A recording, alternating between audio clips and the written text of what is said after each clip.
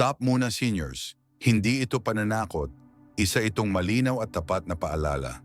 Kung senior ka o may mahal ka sa buhay na senior, ang video na ito ay para sa iyo. Hindi dahil may mali kang ginagawa, kundi dahil may mga dala na akala natin ay normal lang. Pero dito madalas nagsisimula ang abala sa airport. Linawin natin ito agad para walang kalituhan. Hindi lahat ng babanggitin dito ay haharangin ka sa airport. May ilang gamit na talagang nagdudulot ng problema sa security, sa gate, sa loob ng eroplano o sa customs. At may ilan naman na hindi bawal pero hindi na praktikal dalhin sa 2026. Mahalaga ang pagkakaibang ito, lalo na para sa seniors. Kung senior ka, i-like mo ang video na ito. Hindi ito para sa channel. Para ito sa kaligtasan mo sa biyahe. Sa 2026, mas mabilis ang galaw sa airport. Mas kaunti ang paliwanag. Mas inaasahan na alam mo na ang dala mo. Kapag may kalituhan, ikaw ang naaantala kahit wala kang nilalabag. Kung habang nakikinig ka ngayon ay napapaisip ka ng, may ganito ba akong dala? Iyan ang eksaktong dahilan kung bakit mahalaga ang video na ito. Mag-subscribe ka sa Bantay Airport at Travel. Hindi ito entertainment. Ito ay paalala at gabay, lalo na para sa seniors at pamilya nila. At mahalaga ito, kung may naranasan kang iba sa airport, isulat mo mamaya sa comments. Hindi lahat pare-pareho ang karanasan at mas ligtas tayo kapag malinaw ang usapan.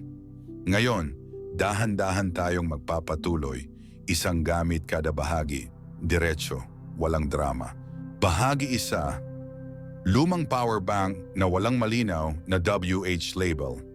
Sa lahat ng gamit na dala ng seniors, ang lumang power bank ang isa sa pinakamadalas magdulot ng abala sa security screening. Hindi ito agad bawal, pero dito madalas nagsisimula ang tanong. Maraming power bank ang matagal nang ginagamit. Gumagana pa, maayos pa ang itsura, pero sa airport hindi itsura ang tinitingnan. Impormasyon. Kapag dumaan ang bag sa x-ray, madalas itanong ng security, ilang watt hours ito? Kung walang malinaw na nakasulat na WH rating, dito nagsisimula ang problema. Hindi ibig sabihin na kukunin agad ang power bank. Pero pwedeng mangyari ang dagdag na inspection, mas mahabang paliwanag, paghila sa gilid ng pila. Para sa seniors, ang ganitong delay ay nakakadagdag ng stress kahit wala namang nilalabag na patakaran. Isang maikling halimbawa, may senior na may dalang power bank na ilang taon na niyang gamit. Sa bahay maayos, sa biyahe sapat. Pero sa airport walang label. Kaya kahit pasado sana sa limit, hindi ito agad mapatunayan. Mahalagang linawin, karaniwan, pinapayagan ang power bank na mas mababa sa 100 watt-oras kapag malinaw ang label at nasa carry-on bag. Pero kung lumana ang power bank, kupas ang sulat, o wala talagang nakalagay na WH rating, dito madalas nagkakaproblema ang senior sa security. Ano ang dapat gawin? Bago bumiyahe, tingnan ang power bank. Hanapin ang malinaw na watt hours. Kung wala, mas ligtas na huwag na itong dalhin at gumamit ng mas bagong modelo na may malinaw na label. Hindi ito pananakot, ito ay pag-iwas sa abala. Bahagi 2, mga gamot na hindi na sa original na lalagyan. Para sa maraming seniors, ang gamot ay hindi option. Ito ay pangangailangan. Araw-araw iniinom, sanay na. Kaya madalas inililipat na lang sa pill organizer o maliit na lalagyan para mas madali. Pero sa airport, lalo na kapag may inspection o secondary check, dito nagsisimula ang kalituhan. Mahalagang linawin ito agad. Hindi bawal ang pagdadala ng gamot, pero mas pinapadali ang proseso kapag ang gamot ay nasa original na lalagyan na may malinaw na label. Kapag ang gamot ay wala sa orihinal na bote, madalas itanong ng staff, ano ito? Para saan? May reseta ba? Ilang piraso ito? Hindi ito palaging problema. Pero para sa seniors, ang paulit-ulit na tanong ay nakakadagdag ng stress, lalo na kung may language barrier o pagod na sa biyahe. Isang maikling halimbawa, may senior na may dalang pang-maintenance na gamot.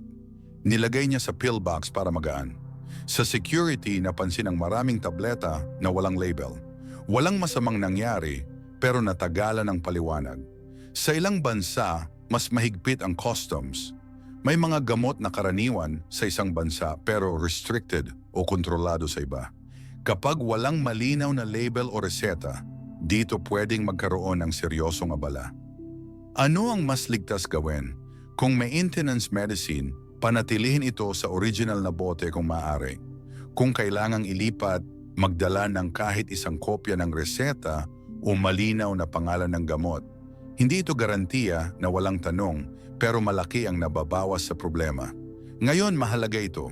Isulat mo sa comments, nasa original ba ang gamot ko? Huwag palampasin. Para ito sa sarili mong biyahe. Hindi ito pananakot. Ito ay pagiging handa. Bahagi 3. Extra sling o fanny pack na tinatago sa ilalim ng damit. Maraming seniors ang gumagawa nito nang hindi namamalayan. May dala ng carry-on, may personal item na bag, at para magkasya ang lahat, may maliit na sling o fanny pack na isinusuot sa ilalim ng jacket or damit. Sa unang tingin, parang walang problema. Hindi ito bawal, hindi rin ito delikado. Pero sa gate at boarding, dito madalas nagkakaroon ng abala. Mahalagang linawin agad, hindi ipinagbabawal ang sling o fanny pack. Ang issue ay kung paano ito binibilang. Kapag napansin ng gate staff na may nakakubling bag, madalas itong itinuturing na karagdagang personal item. Ibig sabihin, pwede kang sabihing mag-check ng isa sa mga bag, magbayad ng dagdag na bayad, o ayusin muna ang dala bago sumakay. Para sa seniors, ang ganitong sitwasyon ay nakakabigla. Akala mo ayos na ang lahat, nasa pila ka na. Malapit ka nang sumakay, tapos biglang may panibagong instruction. Hindi ito nangyayari sa lahat ng biyahe. Hindi rin pare-pareho ang paghigpit ng bawat airline. Pero dito madalas nadadapuan ng problema ang seniors, lalo na sa mga flight na may mahigpit na carry-on rules. Ang mas ligtas na gawin, kung may sling o maliit na bag, siguraduhin kasya ito sa loob ng carry-on o personal item bago pa makarating sa gate. Kung suot mo man ito, maging handa na ipakita at ipaloob kung hihilingin.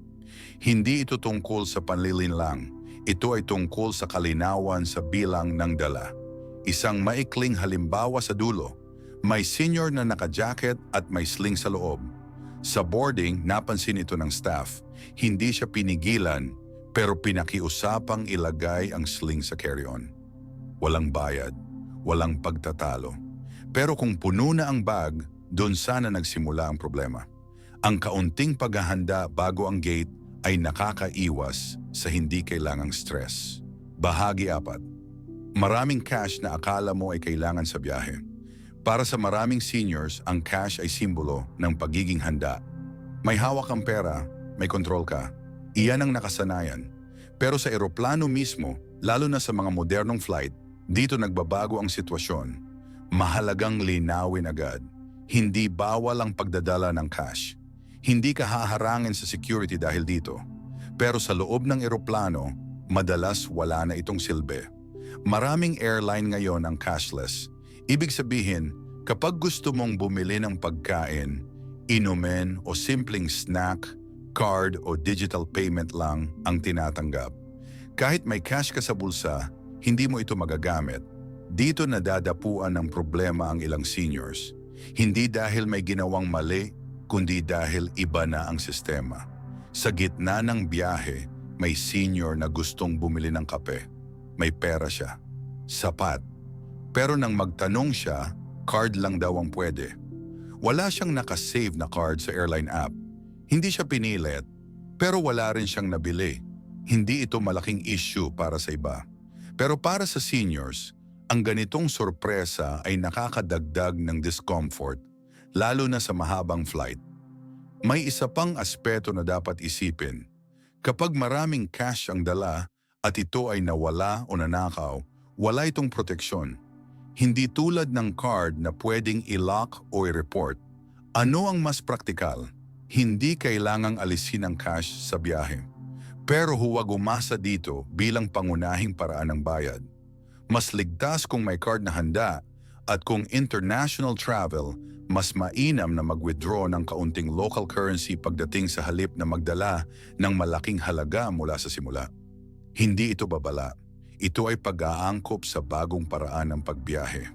Ang mahalaga, alam mo kung saan gumagana ang cash at saan hindi. Kapag malinaw ito sa'yo, mas maayos ang buong biyahe.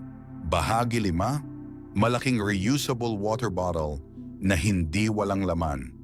Bago pa man pumasok sa security, may isang eksena na madalas nangyayari. May senior na may dalang malaking water bottle. Matibay, maganda, madalas ay regalo pa. Akala niya ayos lang dahil tubig lang naman. Sa security screening, dito nagkakaroon ng sagabal. Mahalagang linawin agad. Hindi bawal ang water bottle. Ang bawal ay likido na lampas sa pinapayagang dami. At kapag ang bote ay hindi walang laman, kahit tubig pa yan, itinituring pa rin itong likido. Sa X-ray, hindi nakikita kung tubig, juice o iba pa ang laman. Likido lang ang nakikita. Kapag lumagpas sa limit, madalas hihilingin ng staff na inumin ito agad, itapon ang laman o bumalik sa labas ng pila. Para sa seniors, ang biglaang desisyong ito ay nakakaistorbo. Nasa pila ka na. May oras kang hinahabol, tapos kailangan mong pumili agad. Hindi ito pare-pareho sa lahat ng airport. May ilan na mas mahigpit, may ilan na mas maluwag. Pero dito madalas na huhuli ang mga seniors, hindi dahil sa intensyon, kundi dahil sa nakasanayang dala. May isa pang aspeto na dapat isipin.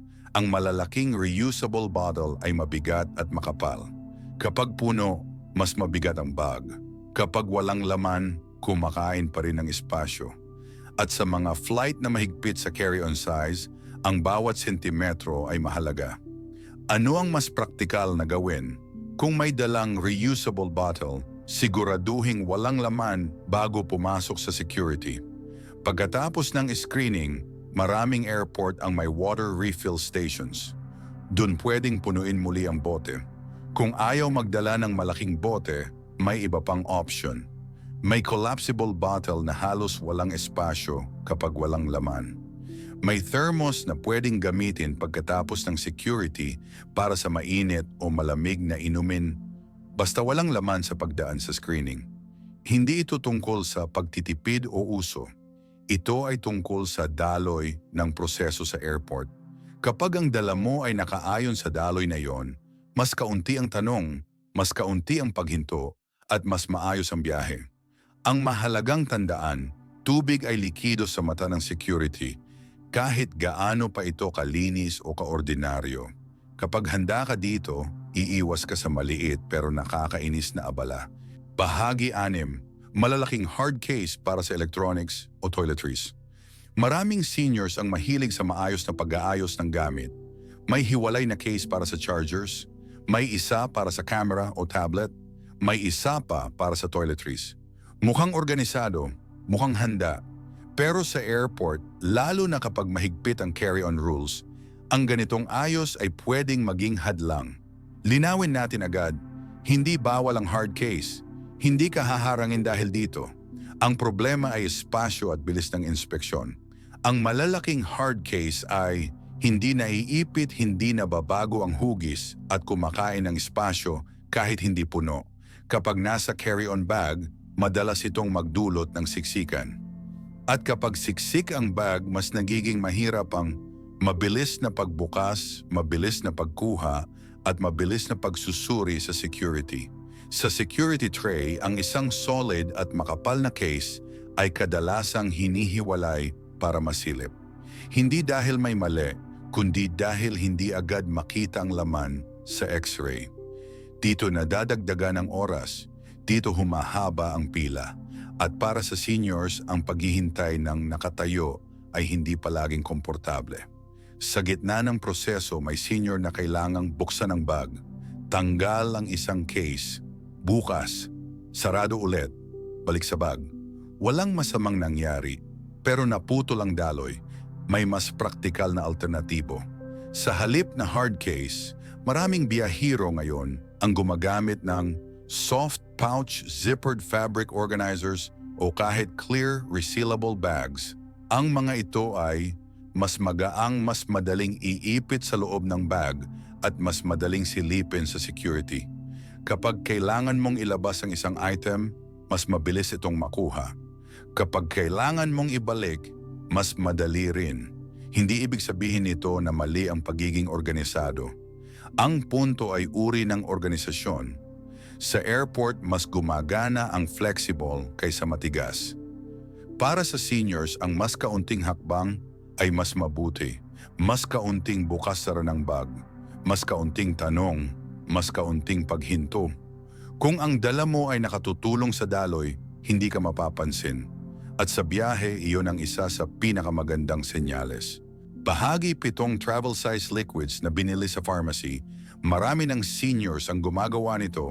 Bago bumiyahe, dadaan sa pharmacy, titingin sa travel section, kukuha ng maliliit na bote ng shampoo, lotion, toothpaste o pabango.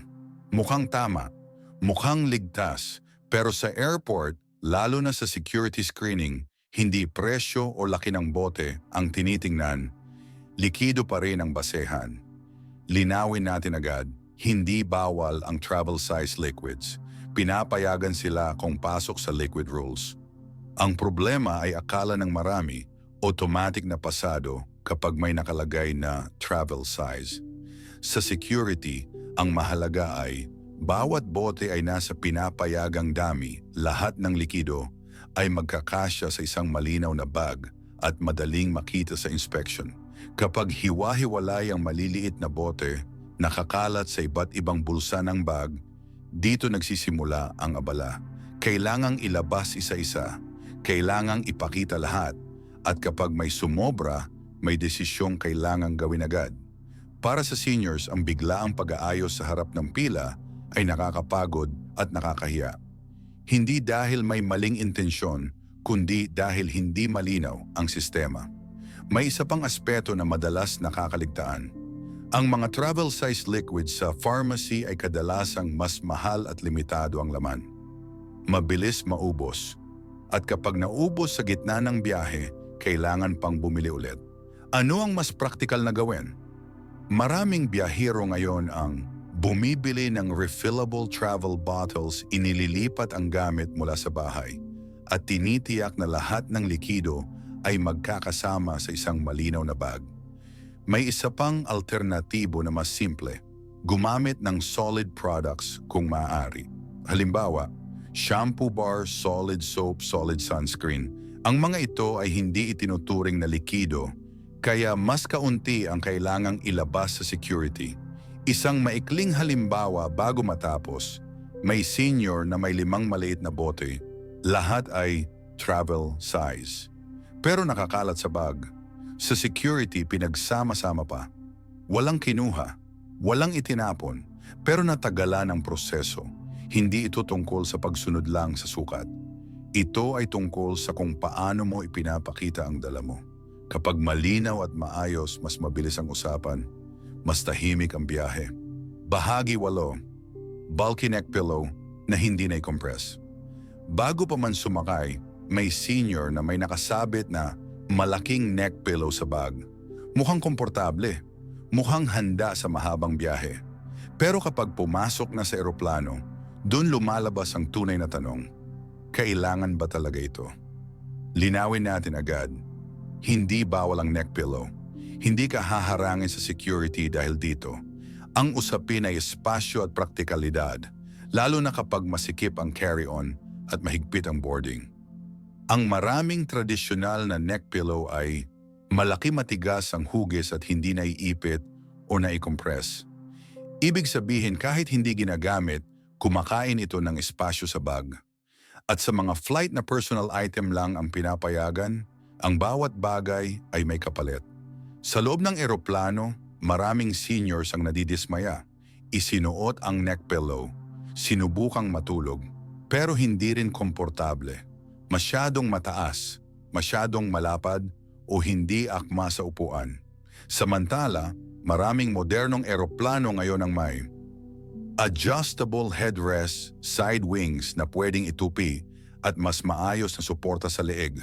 Kung minsan, ang mga ito ay mas epektibo pa kaysa sa bulky na pillow na dala mo. May mas praktikal na alternatibo para sa seniors. Kung gusto pa rin ng dagdag na suporta, pumili ng compressible o inflatable neck pillow o gumamit ng light scarf o shawl na pwedeng i-roll o simpleng i-adjust ang headrest ng upuan. Ang mahalaga ay flexibility. Kapag tapos ka ng gumamit, madali mo itong itabi. Hindi ito sagabal sa paglabas-masok sa upuan. Hindi ito nakaharang sa paa o bag. Isang halimbawa sa gitna ng biyahe. May senior na may dalang malaking neck pillow. Sa boarding, isinabit sa bag. Sa flight, ginamit sandali. Pagkatapos, wala nang mapaglagyan. Nasa kandungan na lang hanggang landing. Hindi problema, pero hindi rin komportable. Ang biyahe para sa seniors ay hindi lang tungkol sa pagdating. Ito ay tungkol sa kung paano ka nakaupo, nakapahinga, at nakagalaw sa loob ng ilang oras. Hindi lahat ng mukhang pang-travel ay talagang angkop sa bawat biyahero. Minsan, ang mas maliit at mas simple ang mas nagbibigay ng ginhawa. Bahagi siyam, maraming magkakahiwalay na charging cables at adapters. Bago pa man isara ang bag, may senior na humihinto sandali. May phone cable, may tablet cable, may adapter pa para sigurado, isa-isa niyang inilalagay. Mukhang handa, mukhang kumpleto. Pero sa airport, lalo na sa security screening, ang sobrang dami ng magkakahiwalay na kable ay hindi palaging nakakatulong. Linawin natin agad, hindi bawal ang charging cables at adapters. Hindi ka haharangin dahil lang marami kang dala. Ang usapin dito ay kalinawan at bilis ng proseso. Kapag maraming magkakabuhol na kable sa bag, madalas itong lumalabas sa X-ray bilang isang makapal at magulong bahagi. Dahil hindi agad malinaw kung ano iyon, minsan hinihiling ng security na buksan ang bag para masilip ng direkta. Walang masamang intensyon dito, ito ay bahagi lang ng inspeksyon. Pero para sa seniors, ang biglaang pagbukas ng bag, paghila ng mga kable, at muling pag-aayos ay nakakapagod at nakakaabala. Sa gitna ng pila, may senior na hinanapan ng isang specific na cable. Nasa ilalim pala. Kailangan munang ilabas ang iba, isa-isa. Walang na-confiscate, walang bawal. Pero natagalan ang proseso. May isa pang praktikal na aspeto. Kapag marami kang dala, mas mataas ang tsansang maling cable ang makuha, may maiwan sa hotel o eroplano, o masira dahil sa pagkakabuhol. Para sa seniors, ang simple ay mas ligtas. Ano ang mas praktikal na gawin? Maraming biyahero ngayon ang gumagamit ng isang multi-tip cable, may iba't ibang connector sa iisang linya at pwedeng gamitin sa phone, tablet at iba pang device. Sa halip na 3 o 4 na hiwalay na kable, iisa na lang ang iniisip. Mas magaang ang bag, mas malinaw sa inspection, mas kaunti ang inaayos. Kung kailangan talaga ng adapter, pumili ng isa na malinaw ang gamit. Iwasan ang sobrang dami na baka kailanganin. Sa biyahe, ang baka ay kadalasang nagiging dagdag na dala lang. Hindi ito tungkol sa teknolohiya. Ito ay tungkol sa pagpapasimple ng biyahe. Kapag mas kaunti ang iniisip mo, mas kaunti ang inaayos mo, mas tahimik ang buong proseso. Ang goal ay hindi maging sobrang minimal. Ang goal ay maging handa ng hindi mabigat. Bahagi 10, wired headphones na hindi na practical sa maraming flight. Maraming seniors ang may nakasanayan na may nakahandang wired headphones sa bag para sigurado baka kailanganin, luma pero gumagana pa. Linawin natin agad, hindi bawal ang wired headphones. Hindi ka haharangin sa airport dahil dito. Ang usapin ay praktikalidad sa loob ng eroplano, lalo na sa mga modernong flight. Sa maraming eroplano ngayon, ang in-flight entertainment ay may Bluetooth connection o pwedeng panoorin sa sariling device. Ibig sabihin, ang wired headphones na dala mo ay madalas hindi na nagagamit. May isa pang detalye na napapansin ng seniors. Ang mga lumang wired headphones ay madaling mabuhol, madaling masira sa bag at mahirap ayusin sa masikip na upuan. Sa gitna ng biyahe, may senior na gustong manood ng palabas. Inilabas ang wired headphones. nabuhol, inayos. Tapos napansin na hindi pala tugma ang port. Walang masamang nangyari, pero nauwi sa abala. May mga flight na nagbibigay pa rin ng libreng wired headphones. May iba na wala, hindi ito pare-pareho. Kaya ang pagdadala ng sarili ay hindi mali, pero hindi na rin laging kailangan. Ano ang mas practical para sa seniors? Maraming pumipili ng wireless earbuds o headphones na madaling itabi at pwedeng gamitin sa phone at tablet. Kung wireless ang gamit, may isang maliit na payo, gumamit ng anti-losses strap o silicone connector para kung mahulog ang isang earbud, hindi ito mawawala sa pagitan ng mga upuan. Hindi ito tungkol sa uso, ito ay tungkol sa kaunting galaw sa loob ng eroplano. Kapag mas kaunti ang inaayos, mas kaunti ang iniisip, mas nakakapagpahinga ang biyahe. At dito nagtatapos ang listahang ito. Hindi lahat ng nabanggit ay haharangin ka. Hindi lahat ay bawal, pero lahat ng ito ay may epekto sa daloy ng biyahe. Lalo na para sa seniors. Kung senior ka o may mahal kang senior, i-like mo ang video na ito. Hindi para sa channel, para sa mas maayos mong biyahe. Mag-subscribe ka sa Bantay Airport and Travel. Ito ay paalala araw-araw, hindi pananakot, hindi haka-haka. At bago ka umalis, isulat sa comments kung alin sa 10 ang madalas mong dala. Walang tama o mali, nagbabahagi lang tayo para mas handa ang lahat.